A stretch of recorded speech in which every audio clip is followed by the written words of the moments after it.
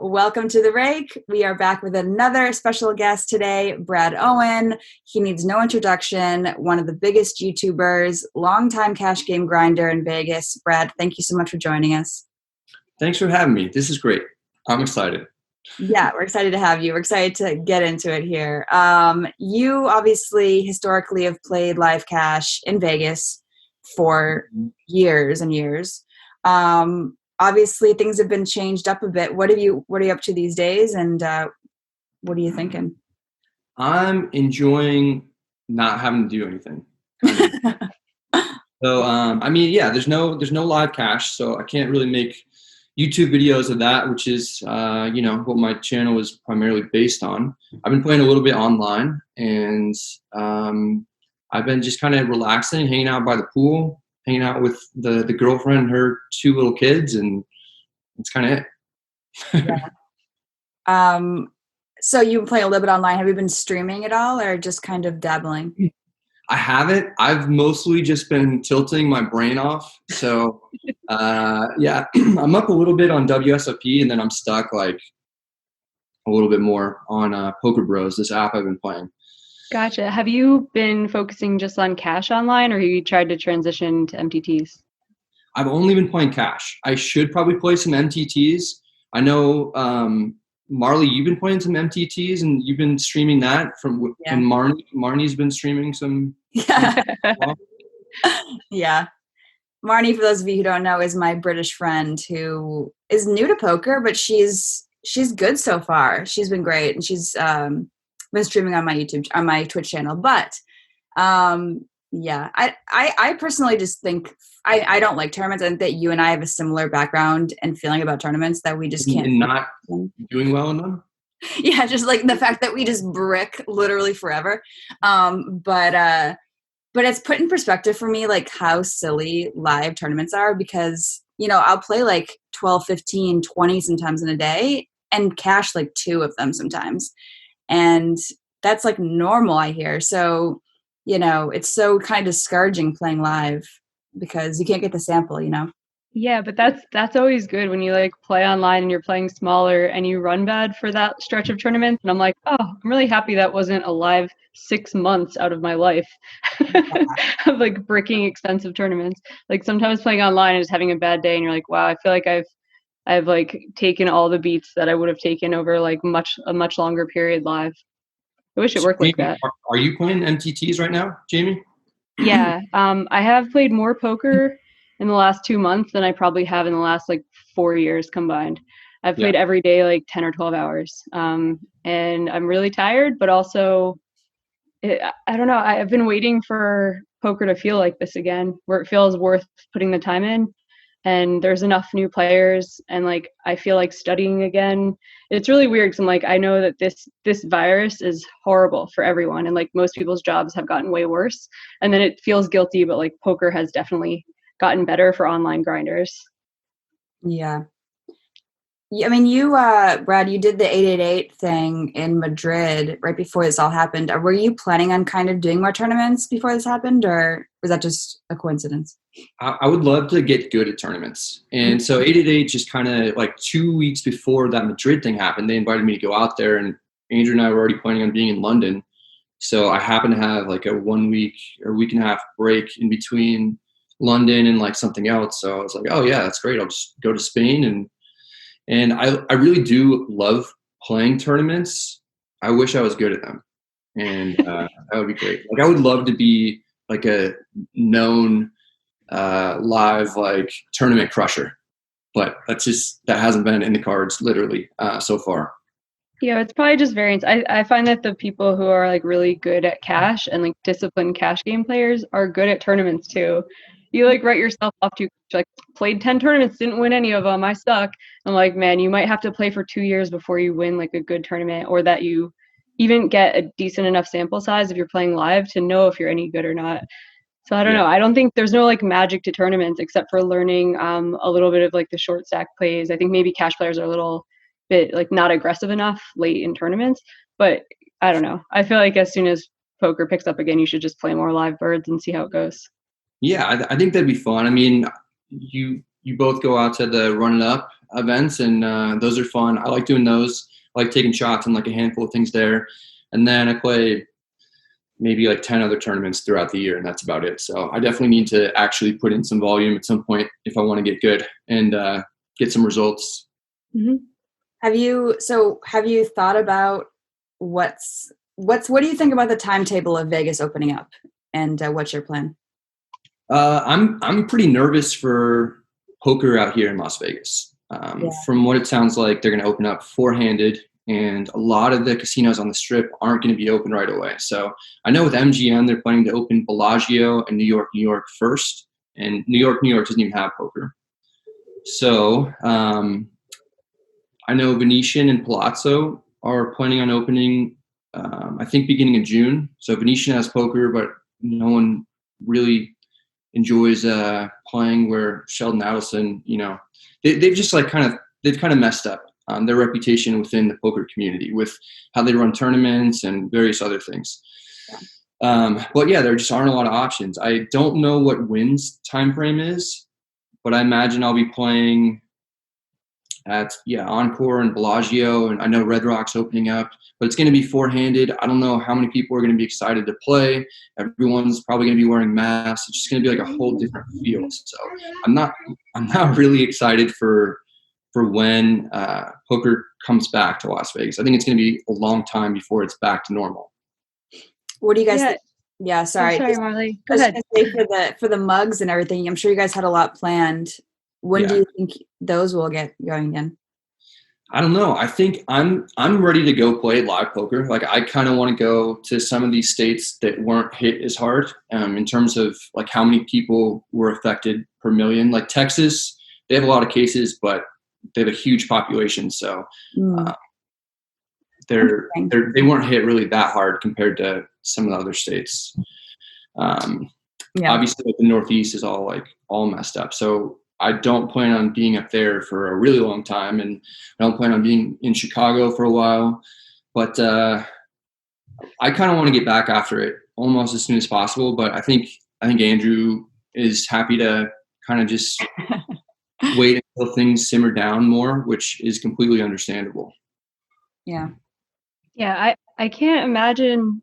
So look, I'm a different type of player anyway. I'm like, I would put in probably like 80% of my volume in online tournaments anyway.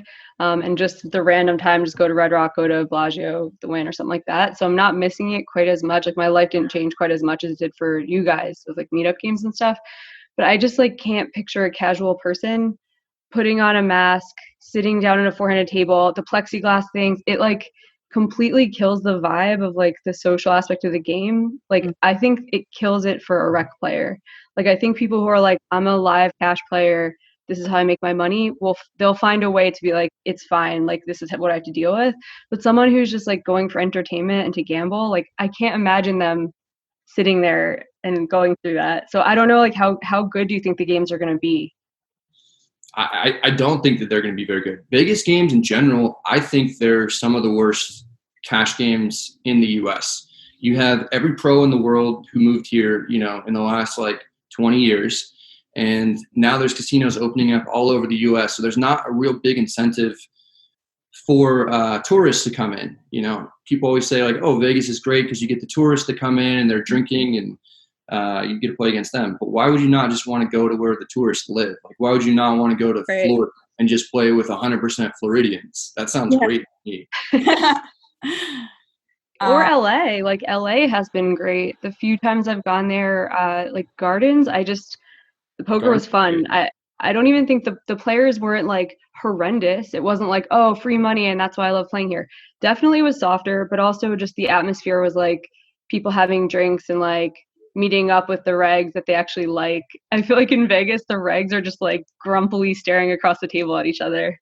Yeah, I agree. Andrew and I, we were doing events at the Gardens once a month. So we had that planned through June, and then we were working on coming to an agreement so we would go there throughout the rest of the year. And that place is awesome. The 5-5 is like a 600 cap. So that's kind of small for making interesting content, but it's kind of the perfect stake for people to come in and join join Andrew and me, because they don't get torched too badly. But the 5-10 game there is great too. And there's just so much action. The casino is like pretty nice, especially for, LA compared to Commerce and, some other places. So yeah, I really love it there.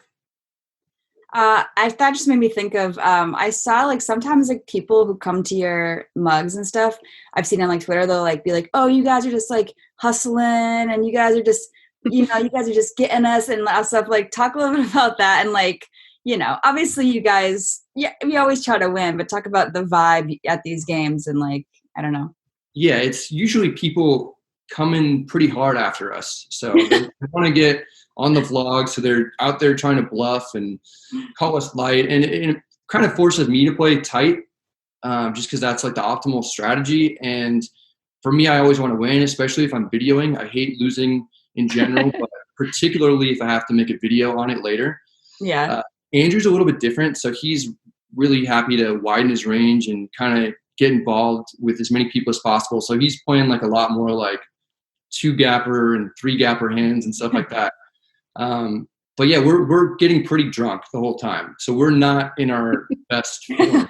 And we have to host. So we have to, say hi to everybody, take pictures, film everything, and try and play poker while being drunk. And so those things make it hard to play your A game. That's just not really like the focus of what we're trying to do necessarily. Yeah. I met up with you guys the one time at South Point, and that game was fun, but I feel like I got duped. I don't know if you guys saw Legally Blonde, but where she gets tricked into like wearing a costume to a non-costume party, and she dresses like a Playboy bunny and becomes like the butt of the joke. I sort of felt like that because it was the Halloween one, and they're like, yeah, costume contest, it's gonna be great. I show up, I'm dressed as like a flying squirrel or whatever, and I just like walk in and there's no one wearing a costume. Like Brad like abandoned his costume already. No. And Andrew's wearing like a cowboy hat or something. And I'm just like, I was wearing a cowboy hat. Yeah, I was. Yeah. Woody. What was Brad? And what was Andrew wearing? Because I feel like I was the only one wearing like a full onesie. You wore like one of those suits where it looks like somebody's carrying you. Yeah. You have those alien ones where it looks like the alien's abducting you, and you're like a tiny human. Mm-hmm. So he was wearing one of those, but I think it was like a lumberjack was behind him, or some kind of German dude in overalls or something. Yeah, I think that you guys had already like somewhat abandoned your costumes by the time I showed up. I was late, and so I walked in there and I actually was just like, did these bastards lie to me? Because that would be hilarious. I was pumped up because there were only like 5 people that showed up in costume. It was you, Scott Blumstein actually came in with like a Yoda. Yeah, I made him because we came together. I was like, I brought a few people. And I was like, if I'm wearing this, like, you're going to dress up. So I gave him my Yoda hat. Nice. Yeah. So, yeah, you two, me and Andrew, and then this guy who dressed up as the King of Hearts, who ultimately won. Because we couldn't give it to you or Scott. Even though I think your costume was the best. I remember seeing photos of it. It was epic. Yeah, that was great. That was fun, though. I'm going to miss – I, like, didn't play enough live poker when I could. Because now I do kind of like, there are days I wake up and I'm like, I come sit in my office and fire up a bunch of tournaments. And I'm like, geez, I'm just not going to talk to another human, like unless it's a Zoom call or something for the rest of the day. And yeah, even like a cynical, like shut in like myself is starting to kind of miss the social aspects of like meetup games and things like that. Yeah, well, especially with Running Up Reno being canceled, that was kind of the first thing that I was, thinking about going to that was like shut down. Mm-hmm. And so that was sad. It's so sad. It's like such a fun event too. Like I don't know. I just like, as much as I've been playing online and it's fun, I just miss like walking into Aria, getting crushed, walking over Bellagio. I can't get on the list. I'm going to win. And it was like I'm reminiscing about getting crushed. That's like how much I miss it. And yeah, I mean, have you thought about doing, I know that Johnny Vibes has been doing some online meetup games and stuff. Have you thought about that? Yeah, it's just, so we're mostly on the Poker Bros app, and we have this Telegram chat, and we're just saying, hey, we're online if you guys want to come join us. But it's hard. We can't really like reserve seats for that. The way Johnny's doing it is a little bit different, and I don't think we can quite do that. And there's just a lot of people you can only play 4 tables at a time on there. Mhm. So we wouldn't really be able to play with everybody at once. So mainly I've just been like saying in the Telegram chat or on Instagram, I'm playing, come join me if you want to, or sweat the tables or whatever. And how does it work? Do you guys have like a Zoom meetup while you play? Or do you just play on the app and you're just like happy to play together online? Yeah, I mean, there's no Zoom or anything. We're just kind of, I'm kind of like worried about creating content around playing online at this point. Oh yeah, because like I'm just gonna guess what you're talking about. Sorry, I should let you finish. But because YouTube just like flags everything, is that the problem? I mean, that's kind of it. Andrew's done some streaming of the Poker Bros app, and that's been fine. And people have streamed WSOP and Jason Somerville. He's been making YouTube videos of playing online for forever. So I'm kind of concerned about that stuff, but just like viewership and everything, it seems like people just love watching live poker content. They love like seeing like the flip of the cards and like chips going one way or another. And then if I like change it, I feel like it's going to alienate a lot of the audience. And then when it goes back to making regular live poker vlogs, people are maybe not going to tune in or something. I don't know. I think I just have all these worries as a content creator that are probably dumb. I think there's a ton of people who'd be happy just to get anything. Yeah. People miss poker so much. Like I think people understand like you just can't. You don't have like 400 hours of content banked to make like videos from. And I just think something's better than nothing, and like keeping your name relevant and like giving people something to do. Like people do have free time. It can't hurt. And I don't know, as long as it's not going to like get you in any kind of trouble, because I know YouTube is like super anal with like everything. Like I've written for Doug Polk for a long time, and like we were just always so confused. We would just get a notice that's like, oh, this video is flagged and you have a strike for this. And he's like, it's no different from like 100 other videos.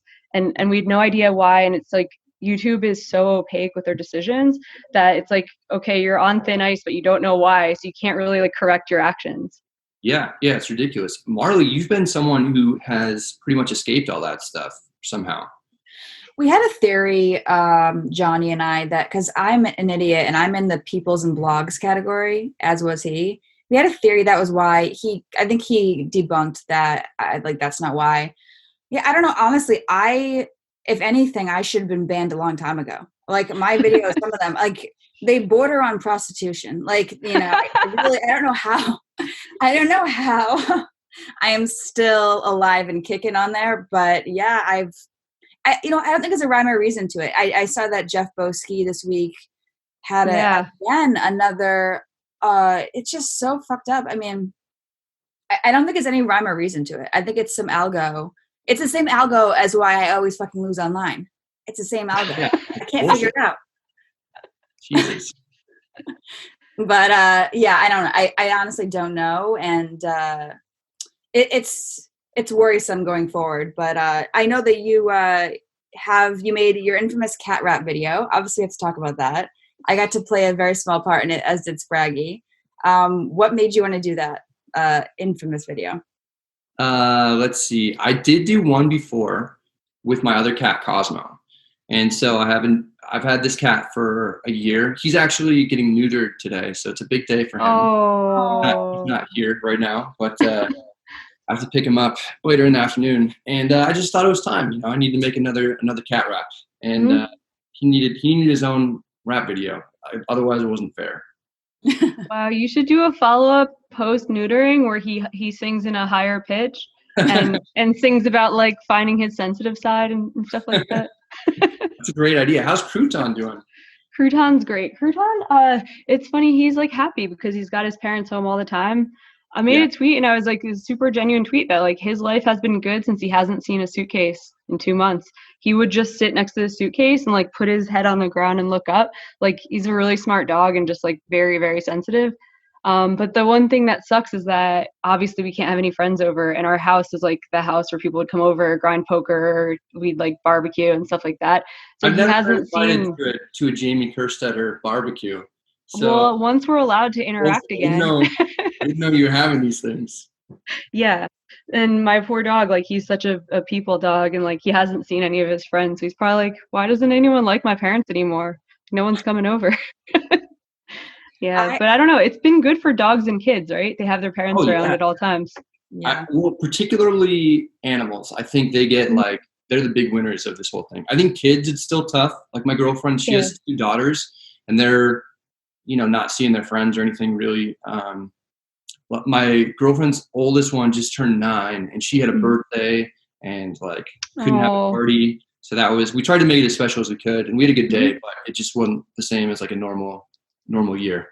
Yeah, it's got to be weird too, because like think of the stuff our parents told us when we were young, like go play with your friends, go outside, like do other things, don't play video games. And now you're like, go online, play video games, don't talk to anyone. Like it is so weird. And like it's going to be interesting to see like as they grow up, like what kind of impact this has long term. I don't know. Yeah. Marle, is it hard for you to not see Chauncey? Is that you? Yeah. I miss them so much. I miss him so much. I get photos like every day, literally, and videos and stuff. But he's good. He's with friends and he is living his best life. He's, cats are great because they're so adaptable. Like, even, I obviously come to the UK all the time. I travel all the time. So I feel bad, but, yeah, he's good. I miss him. We have our kitties here to make up for it a little bit, but, it's sad. Yeah, I feel like you're kind of. Oh, sorry. You adopted the one recently. Which one? Yeah. What's that cat's name? Olaf. And then there's Billy too. Billy's our neighbor's cat, but he like basically always is here. He just thinks it's his house, basically. I feel like Billy adopted you guys. Like I watched Spraggy's stream a little bit, maybe like a couple months ago, and Billy just like wanders in. He's like, "I'm here to stream now." You're like, "What?" It's awesome. Yeah. That thing that you retweeted with Spraggy getting slow rolled, that was probably my favorite clip that I've seen in the last like year of poker. For those of you who don't know, Spraggy, my boyfriend, is one of his best friends is Tonka. And Tonka it was like a 5:30. It was a pretty big tournament. It was like deep and close to the bubble. It was like 5 away from the money too. Yeah, 5 from the money. And he's such a fucking savage. He not only did he slow roll him, he went into the secondary time bank. He committed so hard. And then, but it was funny because like they have this like, obviously like they troll each other and people just like don't get it. I mean, it's so funny how some people just like don't get sarcasm. Like he literally had him on the stream after and was like joking around with him and being like, "Hey man, like fuck you, whatever."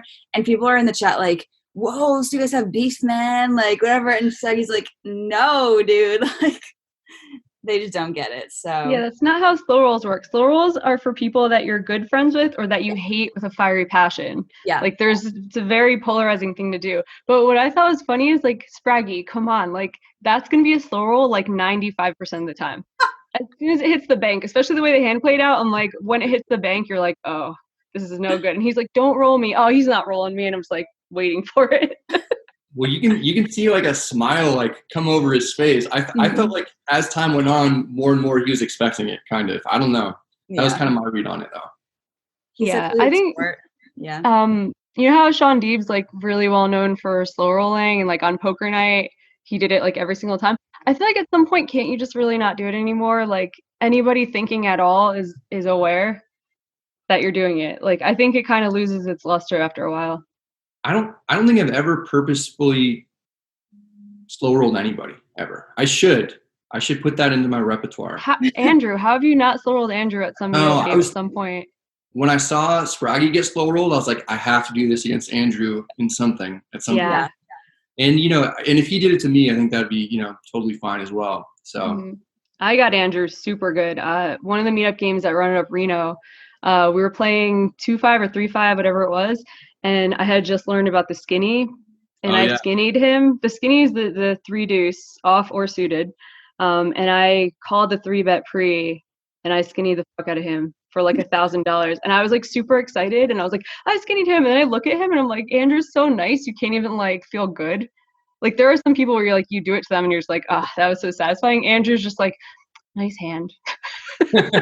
Wait, did you slow roll him or you just skinnied No, him? I just skinnied him in a nonsensical hand, like in a spot where like no human can ever have 3 high. And then I just ended up running out 2 pair, and I didn't see what his hand was, but I know it was good because he put in $1,000. So Sorry. Yeah. Man, the skinny, I got with the skinny last time too in a massive pot against, do you know Chuck, Brad? Chuck. If I saw his face, I probably would. Yeah. He plays What Aria does he 510. do? Does he do anything is he like one of the boat guys or something? The what guys? There's some guy who owns like a boat company or something. No, he's a reg. He's been around in Vegas forever.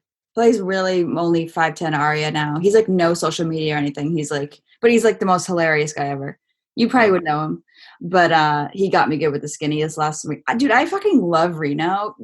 It's so, sad that got canceled. I really hope that they do it in October because such a fun vibe. Yeah, and it's like a profitable trip too.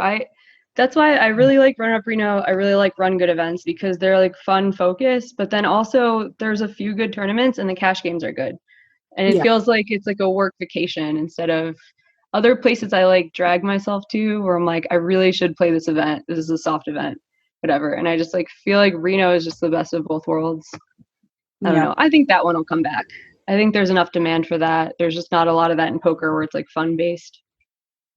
Welcome back to another thrilling series of plugs for our sponsors at Run It Once. What do we have up our sleeves this week? Well, right now at Run It Once Poker, we're welcoming first-time depositors with Rake free play for the rest of May.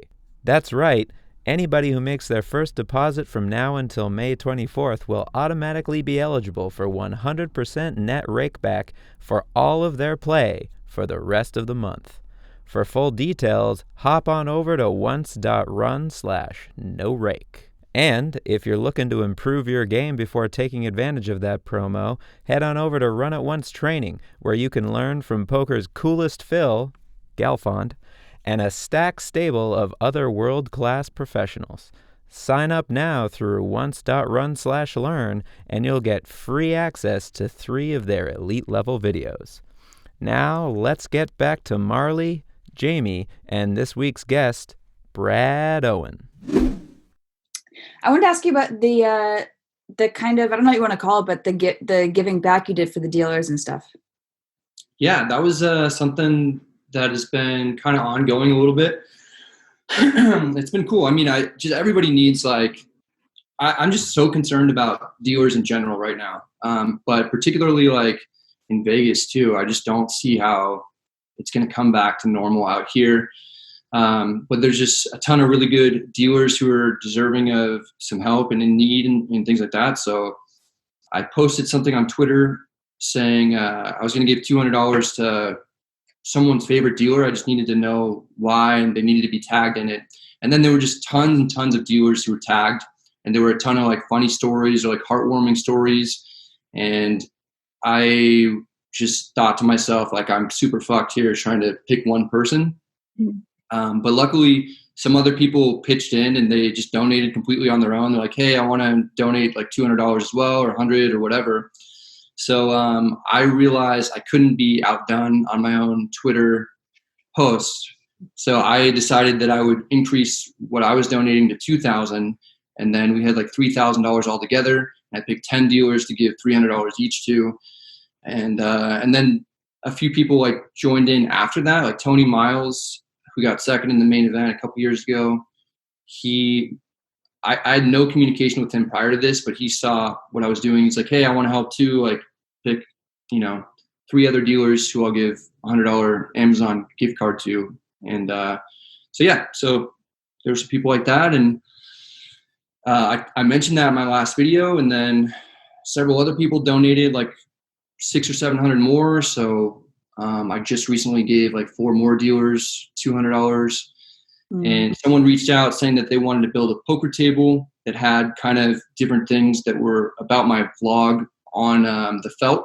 And then we could auction that off and give all the proceeds to dealers. So that's kind of what I'm working on next.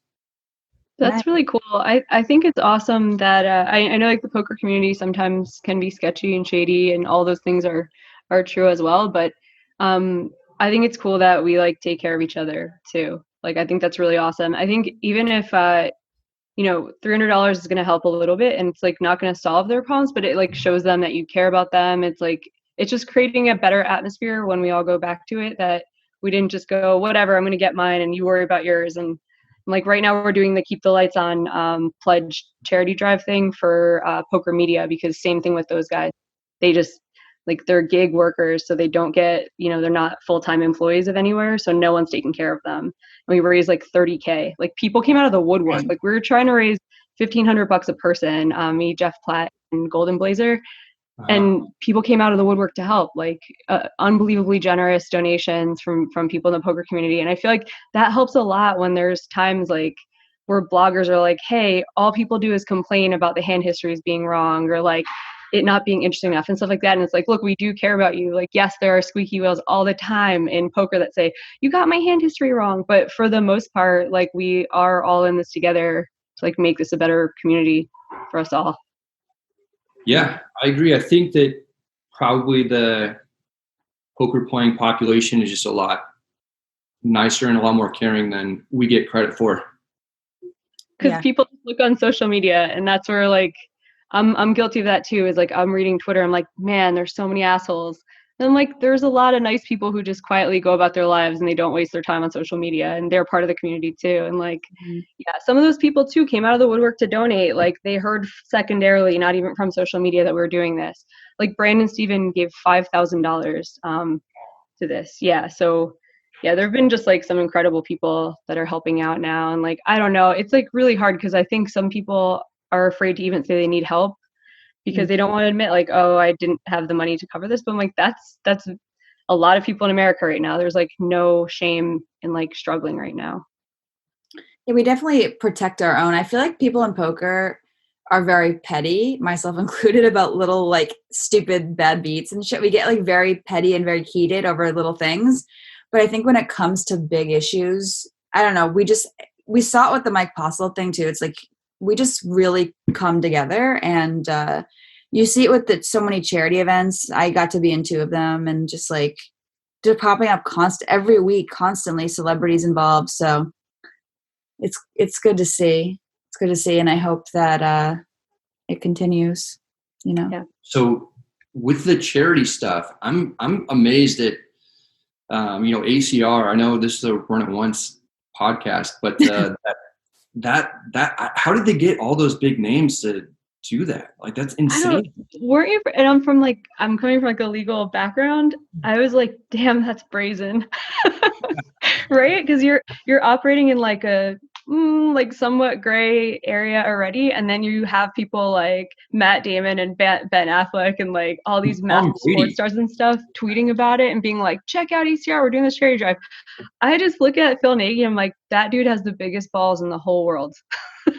Yeah, I have no idea how they pulled that off. How they got Tom Brady to play in the ECR tournament. Mm-hmm.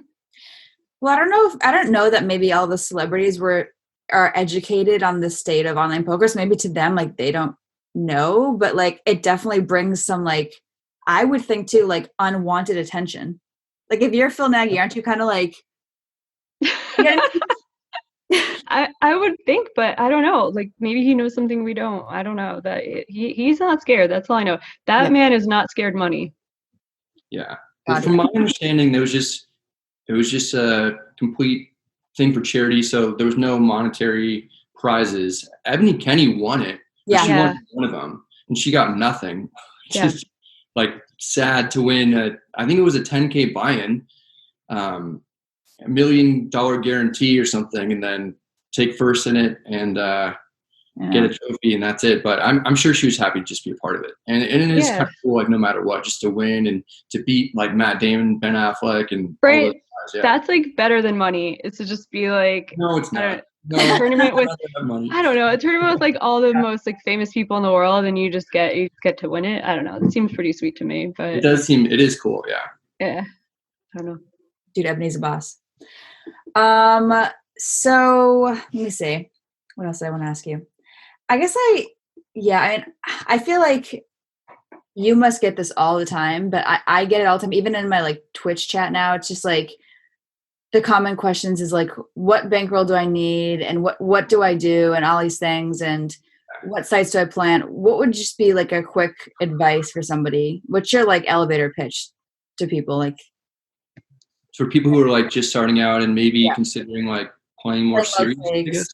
low stakes, how to be low stakes, and be profitable? Well, usually I just direct them to Ed Miller books. So I just say like, go Really? get the course, because you have to give blanket answers for things unless like you really want to get in depth in everybody's background and poker and what they already know. And I don't want to do that. I don't have the time to like, know what their level is, but the course is great because there's 3 different sections and it's broken down by like 1-2 players, like how to beat that, and then how to beat 2-5 from there, and then how to beat 5-10 from there. So I imagine anybody asking me is somewhere in that range that can be like benefited pretty greatly by that book. So I just kind of direct them to that. And then when I get bankroll questions, those are really tough because there are so many things that go into it, like responsibilities and different things in expenses and just lifestyle that I have no idea anything about them. So I usually tell them, if you're working full time doing something else, then you don't really need to worry about bankroll issues. It's more so for people who are playing for a living. Mm-hmm. And that's kind of how I address that. How do you address that? I for bankroll issues, I have like my 4 thing. I always say like there's 4 things that matter. Your overhead, which is responsibilities, your ability to get money, whether it's just loan or stake, if you have whatever, and your income, and what was the last thing? And I guess just the money you have, right? But like I always say, like if you have some income and you have people, like 10 people that are willing to loan you 10K at any given time, and you have low bills, you could put your whole bankroll on the table every day. But like if you don't have any income and no one to loan you money, and like your rent's really high, then you better have like 50 buy-ins plus, so. I usually say 50 to 100 buy-ins plus 6 months life expenses. And I just say like the most like cautious possible advice ever. Because I don't ever want people to, ruin their lives doing something. Yeah, and it's different with live poker also, is that like it's really hard to assess what your win rate is or your loss rate. Yeah. Especially someone who's like trying to quit their job and they have other responsibilities. I just always like harp on that issue that I'm like, are you sure you're a winning player yet? Because you really can't be until you have like thousands of hours on the book. So then like it doesn't really matter how big your bankroll is if you're losing, because that just means like you're spending money on poker anyway. So like that should be the first thing that people consider. And like maybe don't quit your job until you study more or until you have like a larger sample size to see that, okay, you're winning $20 at 1-2, $20 an hour at 1-2, and like you can actually like build from there. Yeah, I generally tell people, if I get a lot of messages from people who are, 18 or 19 or in the early 20s saying that they want to play poker for a living after watching my videos and stuff. That's something that's like terrifying for me.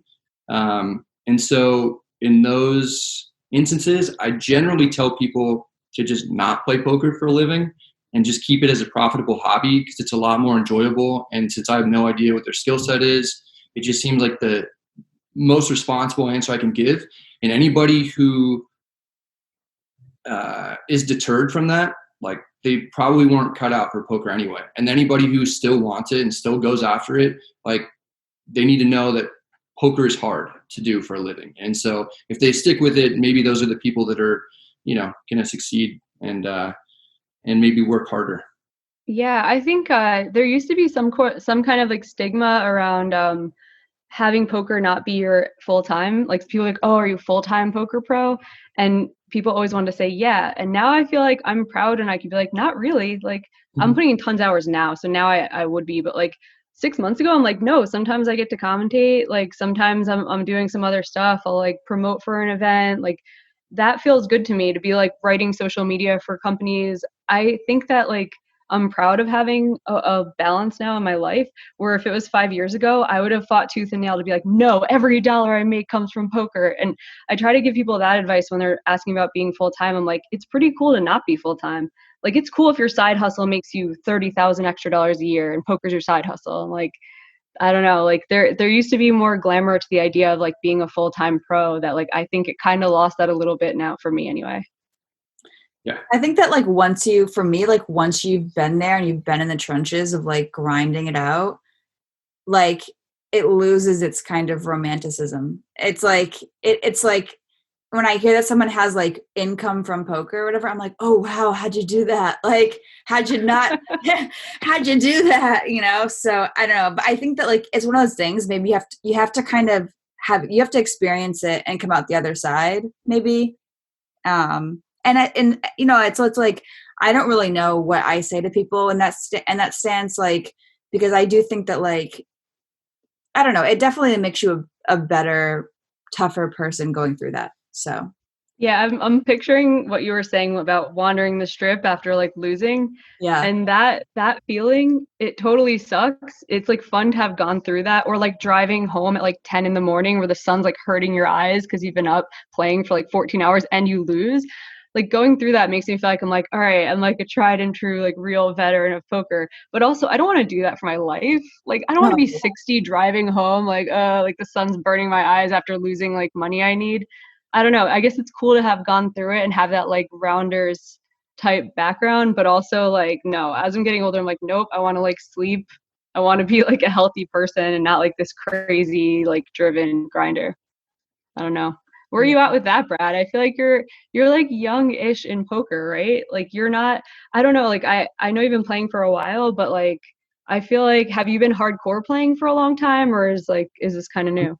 I first moved out in like 2012 to play for a living. So, I went broke like later that year. I had and then I went back to school and worked for an accounting firm, but I was always like playing poker on the side and taking it seriously and so I've been playing for like probably, how long has it been now? I don't know, like 5 of the last like 8 years for a living. Like that's my only income.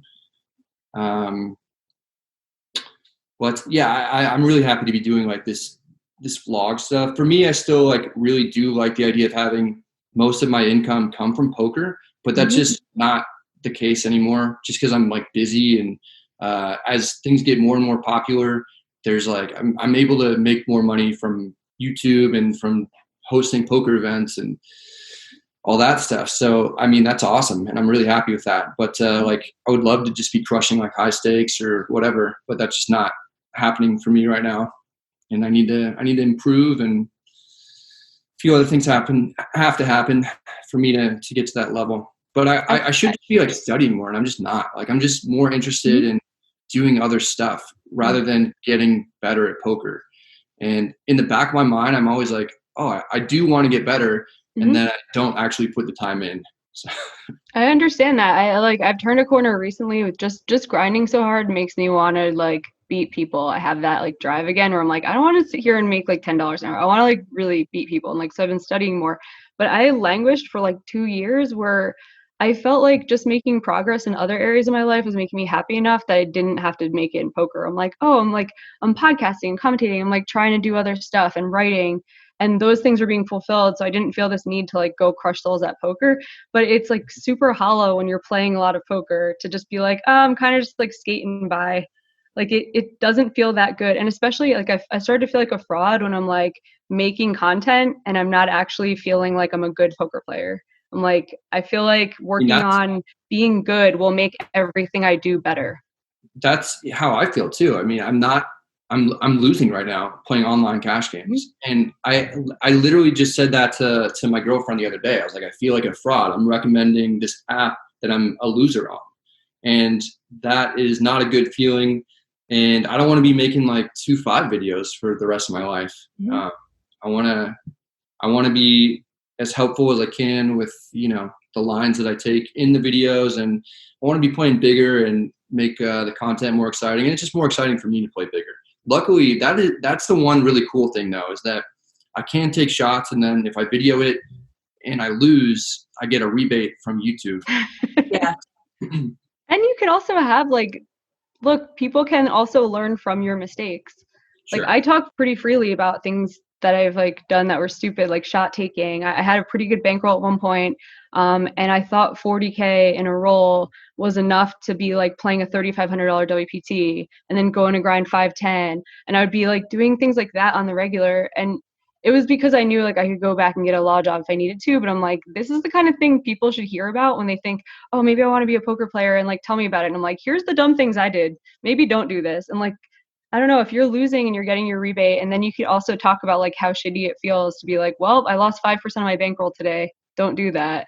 Like, that's pretty helpful for people too. I think a lot of like content creators try to do the like, it's always sunshine and rainbows, and that's like very harmful for people who are thinking about joining the poker world.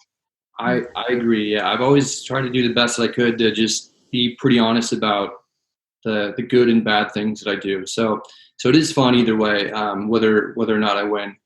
But winning is important for me. Just like with my mindset, just there was one point when I went on like an $18,000 downswing, which is pretty significant for me, mostly playing like 2-5 and 5-10, and it just seemed like 8 out of 10 videos were me losing, and it just sucks. Like the haters come out of the woodwork. Like it's so easy to attack somebody at like their most vulnerable point. So when you're kind of at this tail end of this downswing and you're making questionable decisions because it seems like you're getting cooler all the time, and then it's just tougher and tougher to play well, then people just come out and they're like, you suck. Isn't that weird though? Like that, I don't have that inclination to like try to humble somebody who's already humble. Like if you were making videos being like, I fucking rule, like come at me, Bryn Kenny, I got this, you know, like I would be like, oh, okay, we gotta like put this dude in his place. I would understand random trolls, but you like, I really liked your one video where you like showed your graph and there was like no shame to it. You were just like, this is sometimes a thing that happens. Like sometimes you have to figure out, are you a losing player or is this a downswing? And like, you're going to end up being fine. And do you need to change something? And that was like a really helpful video. How do people muster up the assholishness inside of them in the comments to be like, you suck, Brad? You're telling them you suck for like the last month. Well, I imagine just because people in general are super mean to like women in poker is something that I've noticed. So I imagine Marle, you've probably taken more than your fair share of asshole comments.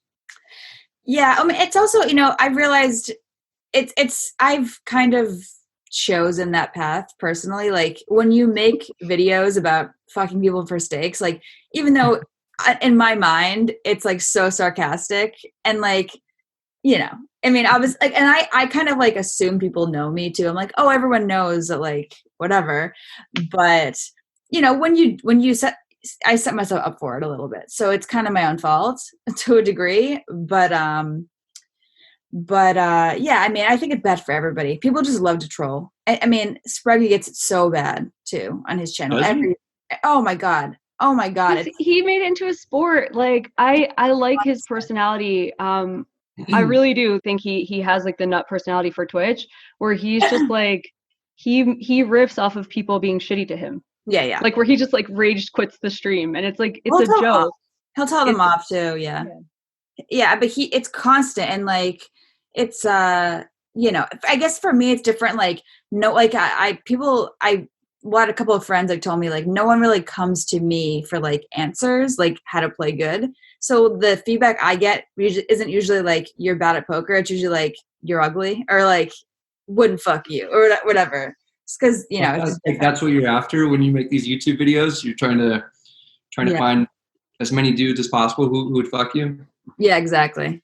I don't know. It's like, but yeah. I mean, I get a lot of questions about that too. But for me, I guess like I don't really the trolls thing for me is kind of I've kind of gotten over it. I think, you know, but it's tough. Anyways, just to wrap up. I know you did mention a few times that you initially like wanted to make a movie about poker, and that's kind of like, you know, getting into more mainstream type stuff and more entertainment type stuff. Is that still a dream of yours? And are you like planning on doing that? I think it'd be awesome to be a part of it. I just think it's so hard to like beat rounders, you know? Yeah. I don't even know what you could possibly do to be a better, I mean, you get the poker stuff more accurate probably. But in terms of that story and the cast and just everything about it, I just love, you know? So like every other poker movie just seems to come up like way short of that in my mind. Mm-hmm. I thought Molly's game was good. Just having played in the New York Underground games, like that was the first 2 years of my poker life. they were pretty damn accurate. Like they glamorized her, and they're also like there are some things that are unbelievable where she's like, I'm really concerned that you're losing too much of your bankroll. Like, no, I'm sorry. Game runners, never in my life have they been like concerned if I could go feed my dog after this. But for the most part though, I'm like those games, like that was pretty accurate. And I felt like Sorkin did a really good job with like creating that scene. And I'm wondering if like there could ever be like an online one. Like if it would be boring for people. 2 months, 2 million, like the actual documentary was like highly entertaining for me. And I thought parts of that seemed pretty accurate to how life was. And I don't know, I feel like there's room for some kind of new age poker movie instead of just like rehashing stuff that happened in the past for people to watch. I don't know. I agree. 2 months, 2 million was great. And it's funny to see those guys back then and to see like Lucky Chewy at Bellagio and how completely different he is. Yep. You know? Ansky, I think Donnie Stern did like the biggest 180 of anyone I've ever seen. He's like such a thoroughly like good, serious human being, and in that show, he's just like sex and drinking. Yeah, it's crazy because those guys, how old were they? Like, I mean, they were barely 21. Or something. There were a few, like I think he was 22, and like the oldest one was like 25. Yeah, so they're just making, you know, I mean, they didn't actually do that well on the show. No, I think they made like a couple $100K combined. They took some really massive swings, but I would watch another show like that if they could find like some way to make poker as like cool as it used to be. There's just not as much money in poker though, compared to back then. You know, those games it seemed like they were really big games, and there were a lot of people that weren't that good at poker, but they could just all crush. I don't really know that landscape is there anymore. Mm-hmm. But yeah, that show was hilarious. It was just like these kind of nerdy dudes who were just probably making tons of money in their early 20s, and they just seemed like untouchable almost, you know. Mm-hmm. Just like they were so cocky and stuff. Yeah, I wonder where, because there was the group of the four, and then they had like the rival group of four, which was, I think, Lucky Chewy was in. He was kind of in like that rival group.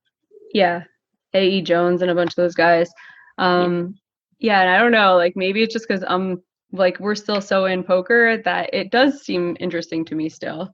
But I don't know, maybe from the outside, like unless people are like throwing money around and like spending $5K on bottles and stuff, if we're not doing that, then no one wants to watch it. I don't know. Anyways, thank you so much for coming on. This is fun. We will talk to you soon. Yeah, is there anything you want to give a shout out to any of the people who are sitting at home dreaming about playing live poker? Anything to say to those guys in the meantime? Just hang in there. We're all going to be invited to one of Jamie's barbecues soon.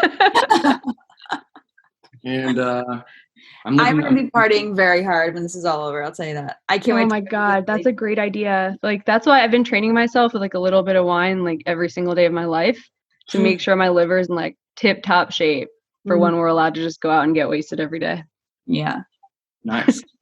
Yeah. I don't really have too much else to say, but I am just looking forward to getting back after it with the live poker stuff. And I'm probably going to be, I don't know. I just want to make like more poker content, and I just want to play live poker again. So I'm looking forward to that. Yeah. It's been awesome talking to you. Yeah. All right. All right. Thanks. Bye. Bye.